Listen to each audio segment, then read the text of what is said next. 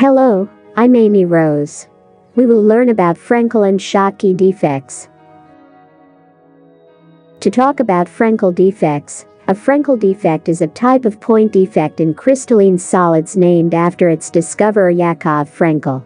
The defect forms when an atom, or smaller ion, leaves its place in the lattice, creating a vacancy, and becomes an interstitial, by lodging in a nearby location.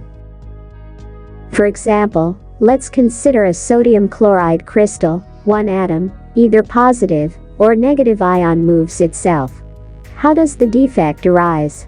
Well, this creates a vacant atom by the way, and moves into another position.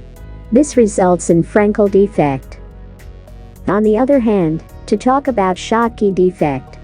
A Schottky defect is an excitation of the site occupations in a crystal lattice leading to point defects named after Walter H. Schottky. That means, one or more atoms go missing. Let's consider the same structure of sodium chloride crystal. Either one or more positive and negative ions have become lost. This results in Schottky defect. Or, it is also called a vacancy defect. So, these two types you have heard about Frenkel and Schottky defects.